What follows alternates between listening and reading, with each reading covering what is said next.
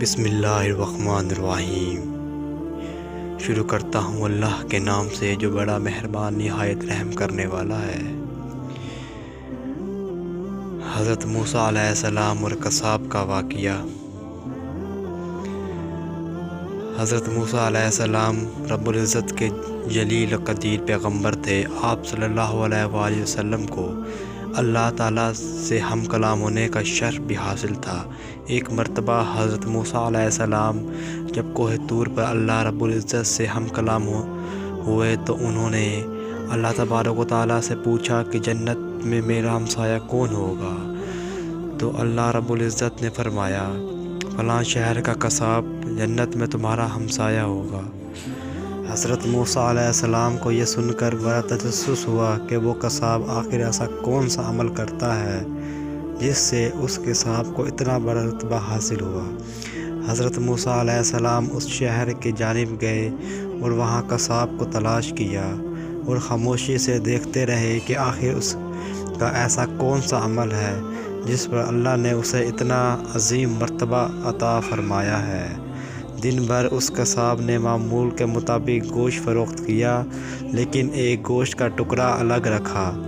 پھر اس ٹکڑے کو تھیلے میں ڈال کر گھر کی جانب چلا۔ حضرت موسیٰ علیہ السلام بھی اس کے پیچھے اس کے گھر تک گئے۔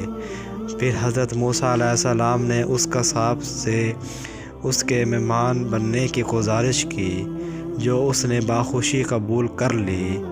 حضرت موسیٰ علیہ السلام کے ساتھ اس کے گھر کے اندر تشریف لے گئے تو اس شخص نے لائے ہوئے گوشت کو اچھی طرح پکایا اور پھر چند بوٹیوں کو اپنے دانتوں سے چبا کر نرم کیا۔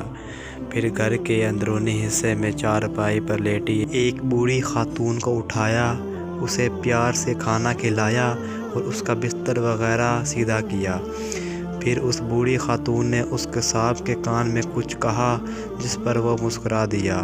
قصاب نے اس دن عورت کو بستر پر لٹایا اور خود کمرے سے باہر آ گیا۔ پھر اس نے دریافت کیا کہ اس بستر پر لیٹی ہوئی خاتون کون ہے اور اس نے تمہارے کان میں کیا کہا؟ جس پر اس قصاب نے بتایا کہ میری والدہ ہیں، وہ بے حد سادہ عورت ہیں۔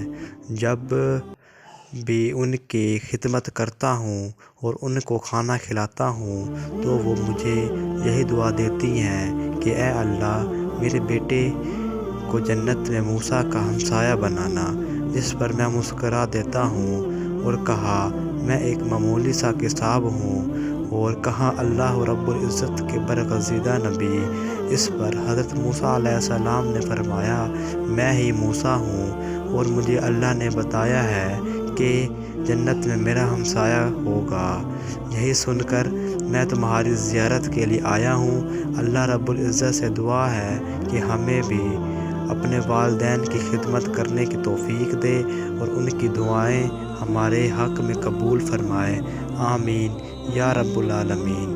اگر آپ کو یہ ویڈیو اچھی لگی ہو تو چینل کو سبسکرائب کریں اور لائک کریں۔ جزاک اللہ۔